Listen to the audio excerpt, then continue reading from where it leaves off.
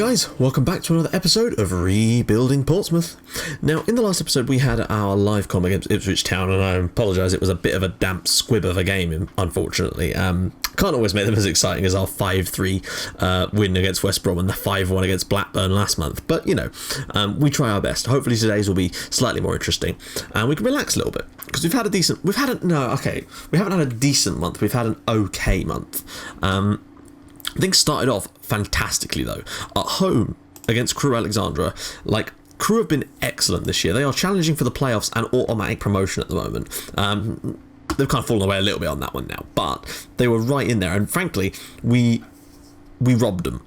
We started off all right. Colin Chaplin put us in front right on the stroke of half time with a great finish, but it was coming, and Greg Cunningham was able to give us, put Crewe back on level terms with us very, very quickly after half time. Thankfully, we got a little bit of luck in this game when Adam Cummins was sent off and Sam Manton was able to step up and score the penalty for us and make it 2-1 to us, and we just held on for the rest of the game at that point. Match stats wise, as you can see, Crewe definitely should have done better in this game. They should have taken more chances. They had a lot of clear cuts and were unable to put them in the net, which pleased me greatly. Now, in our next game, we had Fulham away. Now, Fulham are doing well this year, but if you could, we got a 0-0 draw against them at Fratton Park. So when we visited them at Craven Cottage, I thought we could pull something quite similar off. Now, when you look at these stats, I am not saying that we deserved anything from this game, because we were not as good as them. But when you see, and I'm going to show you, some of the goals that they scored in this game were ridiculous. Not like this is a new thing I've noticed since the latest hotfix came out last week. Goalkeeper positioning seems to be even worse. A lot of those errors have been fixed, but this is a new one. I've not been noticing this as much, but now it is starting to get really irritating, because 2 of their 3 goals in this game were caused by goalkeeper stupidity, and it's nothing to do with how good your goalkeeper is, because I've seen Manuel Neuer do this in my St. Pauli series. It just seems to be bugs. So, and this is not, I don't have a tactic that says behave like a moron. So yeah, let's just, I'm gonna show you that. So I'll see you guys in the highlights. Right, so their first goal, and would you believe it was from a long throw. We still haven't figured out where to defend them, just simply not possible. However, I feel we can score from them. Now watch this. What is Paul Jones doing here? Can somebody explain to me why in God's name he is there any way of slowing this down? Yeah, I'm going to slow it down. Right. This should be a bit better. So the ball comes in here, and all of a sudden, Jones decides to just start randomly running out of his goal. What? Okay, I'm not saying he saves it if he's in goal, but why in, what tactic? And I was completely furious when that happened. That's ridiculous. So, moving things on a little bit, their second goal. Let me just see if this was actually what I think it was. Maybe not. Apologies, I didn't just want to show you, I think... Oh no, this was Emerson Hyman's goal. This was actually a very, very decent goal from Hyman. Long-range effort. Can't fault it. It was Silla's goal. This was the one. Right, so... Silla takes... Well, not free kick. He gets the ball on the edge of the area and somehow doesn't get tackled there, but that's just one of those things that happen. Passes it back to Dele Alli. Eventually, the ball is going to come back in there, and basically the same kind of thing that happened with that first goal is going to happen again. So watch Jones. Just keep an eye on Jones here. So Silla gets the ball, takes a strike, it deflects, Jones starts sidestepping all the way across the goal and just... I understand he thinks it's going that way, but why in God's name does he not just stop? And there's no intelligence in these players. It's so frustrating, and I hate conceding goals like that, because it's what in the hell can you do about it? You can't. There isn't a tactic for don't leave your goal completely empty for no apparent reason. And it's not because he's a sweeper keeper. Sweeper keepers don't do that when there's people in the box. That's not what sweeper keepers are for. So yeah, there you go. Pain in the arse. And we lost 4-1, unfortunately, with goals from Dele Alli, Emerson Hyman, Yakuba Silla, and Jermaine Defoe. And that goal was a little bit annoying too, but it was one of those things. Watmore got a late penalty for us and scored it, but no really it just didn't matter. Against Huddersfield, unfortunately, their first goal was the exact same thing as those two Fulham goals. The goal that Tom Adeyemi scored was identical to those. It's getting ridiculous. And it was a different goal because Alex Bass was in goal for us today, and the same thing happened. So it's not to do with specific goalkeepers. It just seems to be goalkeepers are messed up at the moment. But there we go. Masonda equalised for us. And I can't really fault this performance from Huddersfield. They were actually very, very good. Adeyemi made it 2-1 to them, and then Graziano Pella scored late on. We had 3 clear-cut chances and 1 half chance. They had 6. We were definitely not good enough to win that game. But I would like to lose to goals that aren't bullshit. Like, to goals that aren't, like... I'd rather just have them score 3 decent goals. Because they deserved it.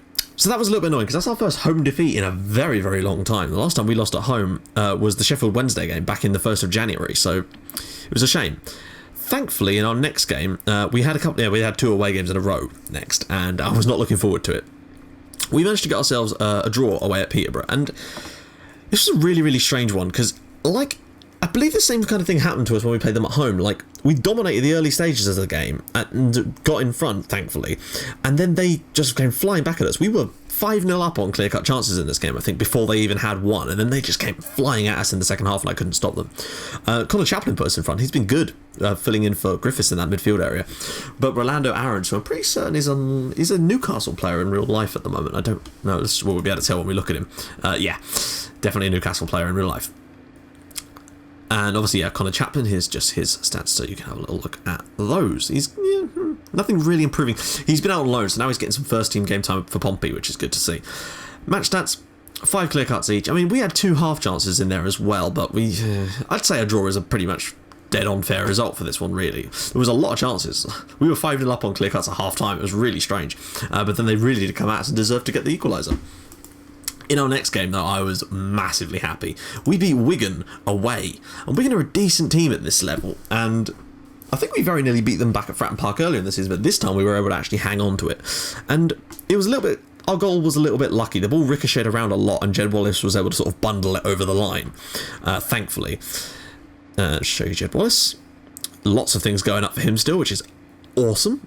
Worth 3.2 million quid now, which is bloody brilliant. And I know I've seen some people say, oh, we should sell a load of these players like Wallace and Watmore and then buy some other big... Well, what's the point in buying them, selling them to buy players who I won't be able to get...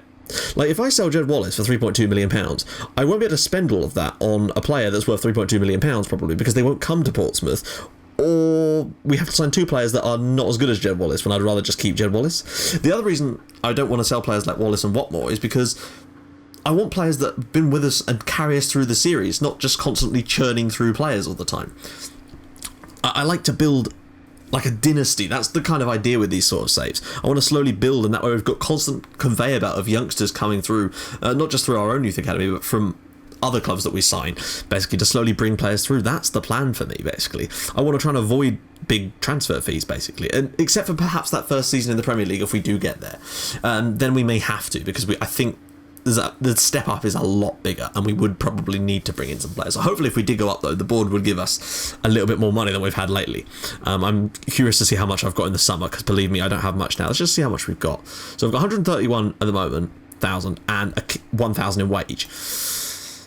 So basically, there's basically enough for one very, very mediocre signing with that money, because I could push some of the transfer budget onto wage to just about cover it. But then obviously there's you get agent fees, all this kind of crap too. So I wouldn't be able to sign anyone decent with that money. A lot of people said that when they got promoted to the Championship, they got given like 4 million quid. Yeah, I didn't. I did not get 4 million quid. I got like 700,000, I think, and a lot of that I had to spend on signing new contracts for players. So that's stupid, but there we go. This one was... I think they were a little unlucky to lose, but we'll take it. We've had a bit of bad luck at times this month, so that was nice to get a little bit of a respite. And that brings us to today against Wolves. We were 15th in the league. We are now safe, so there's no worries about that, which means we can just take a little breather here. We're 10 points clear of the relegation zone. Everything is looking dandy. At the top, Palace have obviously won the league by an absolute mile. Sheffield United actually look like they very well could be going to the Premier League soon, which would be cool for the Blades. Be good to see them back up there. Sorry, Wednesday fans. Crew still doing very, very well, though. And I think we've had a successful first season of this division. We're going to have to build a little bit for next year, try and change some things, move some stuff around, try and bring in some, slowly start strengthening this squad over the summer if we can get a little bit of decent money. I'm still going to look around for some real bargains though, because that's what I do. But we'll just have to see how things go. Right, so let's take a look at the squad so you can see who's been scoring for us this month. That's still our assistant reports from what I showed you last time around. Overall, here we go. Top goal scorer for us at the moment is Charlie Musonda with 11. Ryan Smith has 10, although he's not scored for us since at all this month. He had that one good game against Middlesbrough and it's been rubbish all month, which is a shame. Assist-wise, Jed Wallace still has 15, so he's not been that great this month either. Player of the match is Kieran Griffiths, is right up there too. Pass rating, Sam Manta with 84% now. Yellow cards, Manta again with 9. No red cards at all, which would be awesome if we could get through an entire series without having a yellow card. Kieran Griffiths is now our best player overall. Saiku's played a few more games and thus has made his rating a little bit more realistic. But Kieran Griffiths, I think he's an unbelievable player. And he's just continuing to develop. He's already worth 300,000. I don't know how old he is. I think he's 18. And we've got him on a 4-year contract. So that's great. It means that it would cost, well, if anyone does want him, they're going to have to pay through the, they're going to have to pay through the roof to get him. So there we go then. Let's get into today's fixture against Wolves. Now we can take a little bit of the pressure off here because we are safe, but I would like to sort of see what we can do. We are at the home side, so now a lot of people are saying turn off work ball into box, so I'm going to try that today. Like, I found that it's actually been quite useful, but we'll see what we're like without it for a game. I can understand why you'd want me to turn it off, because you think if you're playing fast counter-attacking play, the last thing you want to do is sort of slow things down when you get to the box to try and do that kind of thing. But I just found that sometimes when I had that off, we just didn't seem to be creating any chances at all, because we were obviously getting a lot of shots blocked. I don't know, it was strange. So we're going to try it like that for today, just to try this out. We've got 2 games now that we can just sort of experiment, and you're actually probably going to see both of them, because I didn't realise that the only game in May is the Sheffield United game. So that will be the live com in our next episode, the only game of that month, but I will do like a big squad report thing at the end, so it's not too short, okay? So let's get into today's game. Let's do a quick pick and move some stuff around a little bit. Right, so one thing I'm also going to do is put Danny Hollands in. And the reason I'm putting Danny Hollands in is because he is the best player on the team for long throws. And you think, well, why is that important? Well, because you've seen the amount of times we've conceded from long throws. I've noticed that we've started scoring a few from long throws. And I think it's useful to have a player in the team that's got at least, well, I'd like to maybe sign someone over the summer that's a decent player as well, but has a very, 15 plus on long throws. Because I think that's a real thing we can exploit to get a few cheap goals, basically. Because I noticed, I was reading an article about Azpilicueta scoring a ridiculous amount of, not scoring, but taking long throws for Chelsea, and a guy scoring so many goals with it. So I'd be interested to see if we could pull that sort of thing off too, just to get us a few extra goals each season. I'm not going to start with Smith up front. Going to go with Marcus today. Give him a little run out. Wallace, Griffiths, Musonda, Hollands, Mantum, Taylor, Watmore, Webster, and Saiku. Saiku, I've started preferring a little bit to Maloney now. He's really declining. Jones will be in goal today, but I expect he and Alex Bass will sort of trade places lately. There we go. Right, let's get into the team. Get into the game. See what we can do. I just want to see if we get some highlights from Danny Holland's long throws. I've noticed it when he's on the... So that's the sort of thing I'd like to see. That took longer than usual. Okay. Oh, wait a minute. It's because it's on that. Let's turn that back to 2D Classic. There we go. Right. Now, if you remember, we lost 1-0 at Molineux, but they battered us. So hopefully we can have a slightly better go at things today. Let's just let Silver Understand take over the opposition instructions. Okay. Let's see what we got here. There we are. Right. Let's get this game going. I just want to see something from us. They took that kickoff incredibly slow. Of course they did, because it's on super slow. Apologies for this, guys. I just need to put the highlights back up again. There we go. That's better. Right, sorry about that. I had it slowed right down when I was showing you guys that thing earlier. Okay, so I'd like to just see what we can do today. I want to see if this sort of not working the ball into the box type strategy has more of an effect for us. So here's, we've had a few shots, but then so have they in the first few minutes. Ikimi's cross. Holland's it's not down to Davila. He's dangerous. He is dangerous. Somebody put a tackle in. Anyone at all. Anyone at all. Jesus Christ. I know they can dribble, but Jesus, somebody put a tackle in. So Jones will lob that long. We've had most of the ball. Oh, that's the thing. Like, in games where we have a lot of the ball... Actually, wait, no, that's sort of changed a little bit now. We'll just leave that. That's where the work into box thing comes in handy for me, when you're in games where you're controlling the possession, because you're just throwing it away otherwise. You can work much better opportunities out of it. We've only had five shots, but none of them have been on target yet, and Wolves are doing quite well. But, apologies about that, guys. I've been rung by an unknown number. That was a spam phone call, probably. Okay. Jacobs. Oh, don't let them cut inside and score. Oh, that's a good ball. There's so many bodies in there. Just somebody get back across. Oh. So, yeah, I'm turning it off of, I'm putting that back on, I'm sorry, but look, we're getting absolutely fucking dominated at home, and usually we're not too bad at home, so I'm just going to turn that back on, because I'm not sure if that is the only thing that isn't working for us, but something sure as hell isn't working for us today, that's for sure. What the hell happened here? There's like 7 of you, and nobody thought to mark it. Oh wait, it's going to come back, and it's going to bounce back, isn't it? Ah, it's a shame. Unlucky, but it happens. Oh dear. Right, this might have to be another one of those let's throw it on overload at half-time kind of games, but we are already a goal down, so I won't be doing anything as drastic as that just yet. Hollands. That's a lovely ball through to Musonda. Musonda, please don't shoot. Knocks it across, and Wallace! Instant equaliser for Pompey. Jed Wallace makes it 1-1. And good, we needed that. It was lovely work from Charlie Musonda there, really breaking through. Just getting across the defender there helped, and it was a lovely little pick out actually. I'm surprised he picked that one out, but Wallace, it was poor defending from Wolves in the end, but Pompey are level here, and that's good to see. See if we can get a little bit more into this game now in the second half. Now what can I change? Wolves clearly have come out here to really attack us. That's evident from the amount of shots they've had so far, so I might try passing into space. I found that when teams are really battering you, you can use that quite nicely because they leave a lot of gaps in behind them. So we might just try turning pass into space on for a little bit. Yeah, that'll probably do for now. Just try and see what we can come up with in the second half. It'd be great to win against Wolves here. They're a decent side. And it'd be nice to just finish on, 60 points would be a decent amount. We've still got Sheffield United on the last day, but it is away from home. And they'll be really gunning for that game. Unless, of course, they were already promoted by that point. Wolves are still coming at us quite nicely, but who knows what can happen. Oh, God. Long ball downfield. Don't do this. Oh, come on. What is that shit? I mean, like, I hate seeing that kind of stuff. Like, if it's going to go over your head, don't stop running. Anyway, thankfully we got away with that one because... Right, let's make some substitutions. We're still at 1-1, so... They're definitely the better side. There's no denying that. I'm going to bring on Smith this time. See if we can give us a slightly different dimension to our play. Hollands I'm keeping on because I'm still waiting to see if we can earn ourselves something cheeky from a long throw. Ben Close, I've been playing him a little bit more lately, so we'll... I've also noticed that I swear I just made 2 substitutions. Wait, what?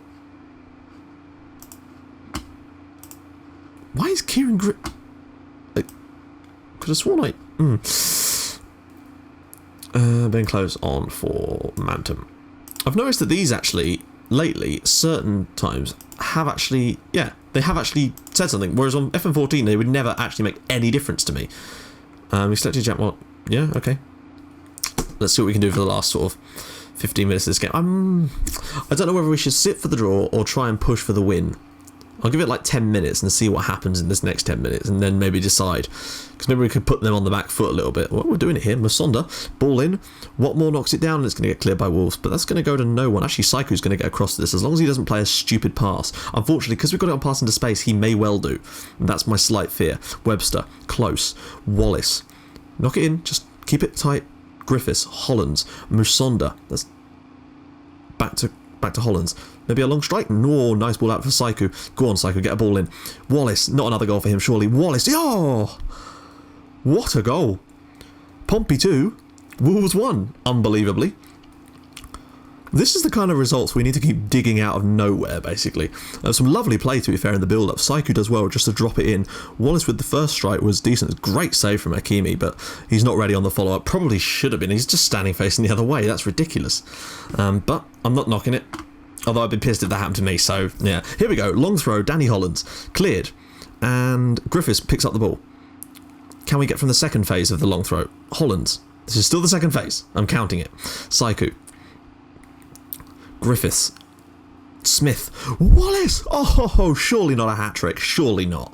No. Oh, that would have been amazing. If he'd scored a hat-trick in this game, that would have been brilliant. But we are still winning, and we're actually playing some quite nice football here.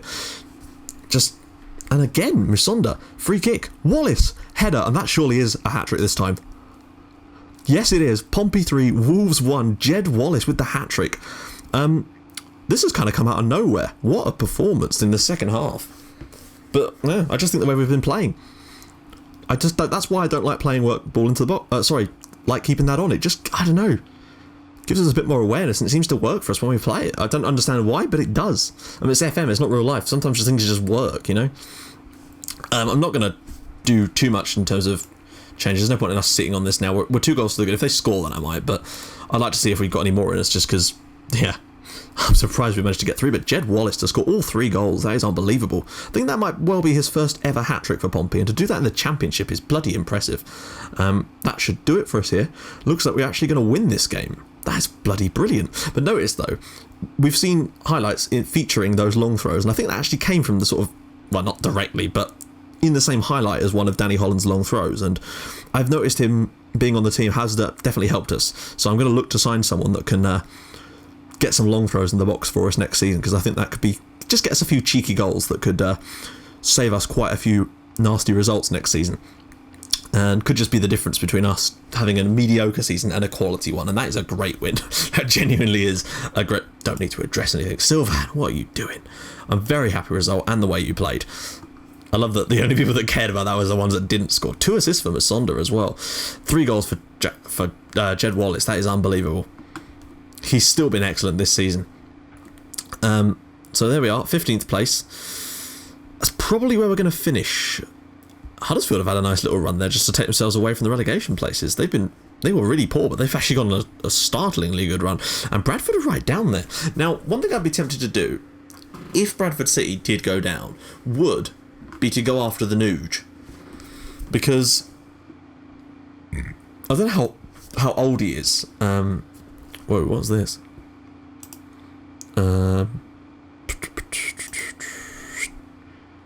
Age 32. He's not worth much, but what's he like as an advanced forward? First touch and passing, finishing's 20. But then you look at what he's done for Bradford this year. I mean, 28 goals in the league. I'd have to have a look. You know, with goals record like that, you couldn't. I don't know. We'll have to see.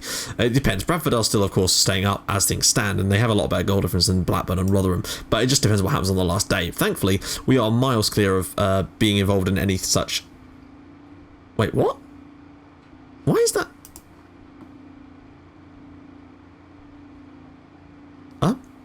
That league table is not showing.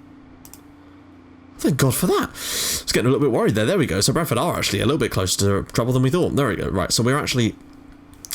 Yeah, that's better. So the lowest we can finish is 16th, and technically the highest we can finish is 14th, but I can't see us overturning that sort of deficit when it comes to goals. But I think if we can just stop conceding so many next season, we're sort of going to be more likely to be up around here kind of climb. When you look at the amount of goals we're scoring, if we can just stop conceding so many, we've actually conceded 74 times.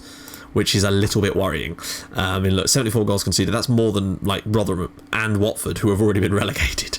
We've got goals, we just can't stop conceding them, and that is the one thing we need to sort out at the moment. As for our home record, I mean, we've got a very, very decent home record. We've only lost 6 home games out of 23, which is pretty damn good. Plus 15 goal difference at home. You know, 41 points gained at home is not bad. It's our away record that isn't too special, really. Just the 5 away wins this year. I mean, Bournemouth has been much, much worse, but it's just one of those things, I guess, guys. Let's just take a little look at some of the statistics here. I just want to see. I assume we're right up the top of that one. Yeah, apart from... oh, God, Borough, Jesus.